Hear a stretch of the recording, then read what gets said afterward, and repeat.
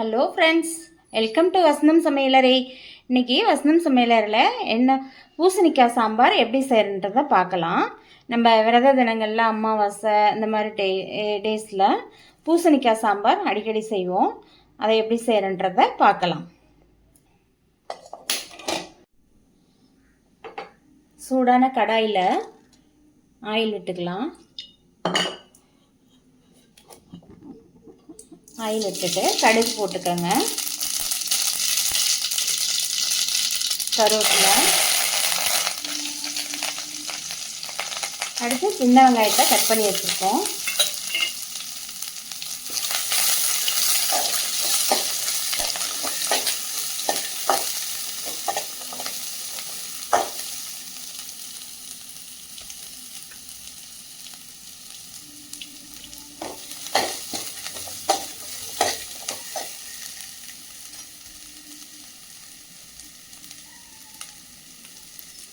ஒரு வரமிளகாய் கிள்ளி போட்டுக்கோங்க.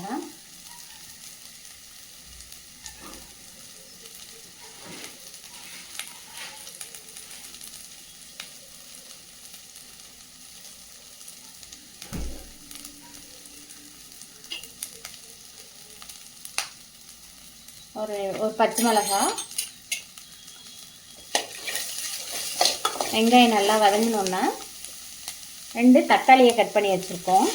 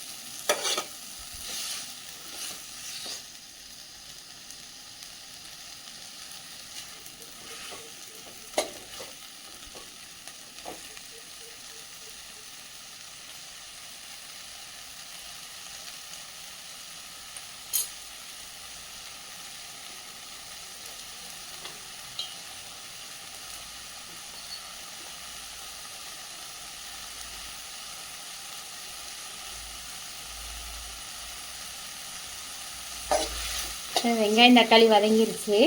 இதில் பூசணிக்காயை ஆட் பண்ணிக்கலாம்.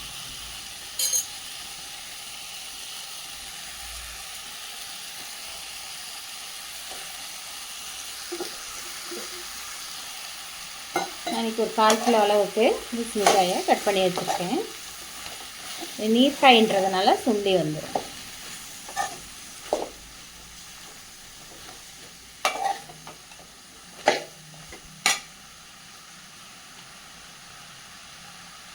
இல்லை, ஒரு சின்ன பீஸ் பரங்கிக்காயை கட் பண்ணி சேர்த்துக்கோங்க. நல்லா டேஸ்ட்டாக இருக்கும்.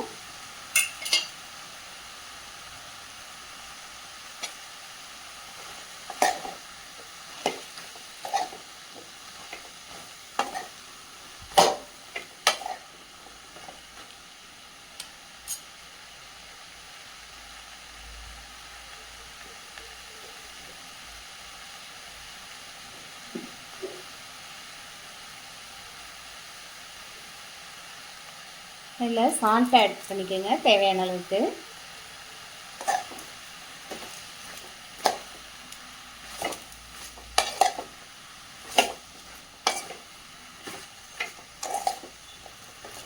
இதோட அளவு ஒரு 4-5 பேர் நல்லா தாராளமாக சாப்பிட்லாம்.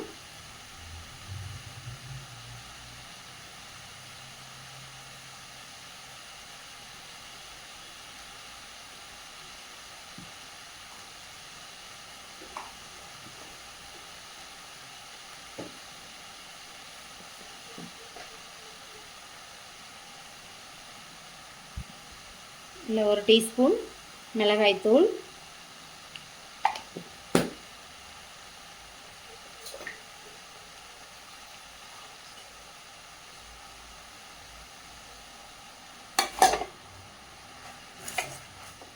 இதை நல்லா கலந்து விடுங்க. கலந்து விட்டுட்டு ஒரு ஒரு டம்ளர், சின்ன டம்ளரில் 1 டம்ளர் தண்ணி விட்டு நல்லா கொஞ்சம் குக் ஆகட்டும்.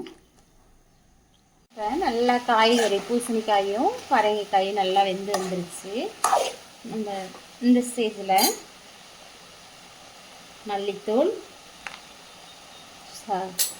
மஞ்சள் தூள்,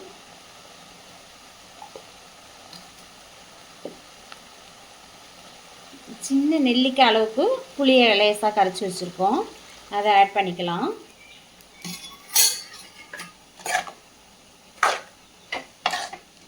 புளியை ஃபஸ்ட்லேயே ஊற்றுறாதீங்க, இந்த காய் வந்து கொஞ்சம் வேகிறதுக்கு இதாகிடும். ஊற்றிட்டு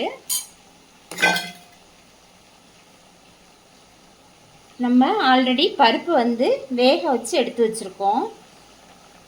குக்கரில் 3 விசில் விட்டு நல்லா வேக வச்சு எடுத்து வச்சுருக்கோம்.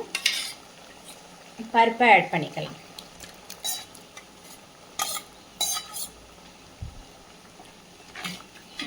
பருப்பை ஆட் பண்ணிவிட்டு நல்லா கலந்து விடுங்க. இதில் இப்போ தேவையான அளவுக்கு வாட்டர் ஆட் பண்ணிக்கலாம்.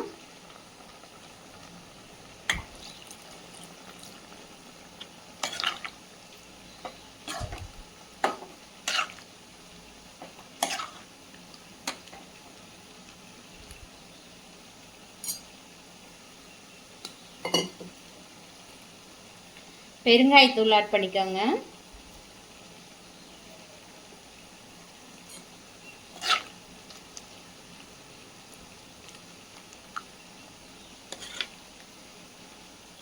இது நல்லா ஒரு 5 மினிட்ஸ் கொதிச்சு வரட்டும். இந்த ஸ்டேஜில் சாம்பார் தூள் ஆட் பண்ணிக்கோங்க. 2 டீஸ்பூன் சாம்பார் தூள்.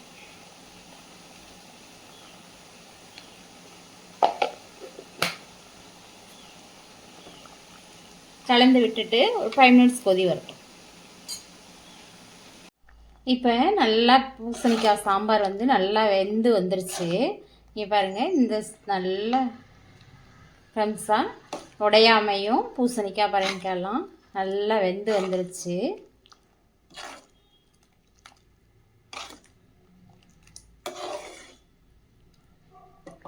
இந்த ஸ்டேஜில் நம்ம மல்லித்தலையை தூவி இறக்கலாம். அவ்வளோதான், நம்மளோட பூசணிக்காய் சாம்பார் ரெடி ஆகிடுச்சு.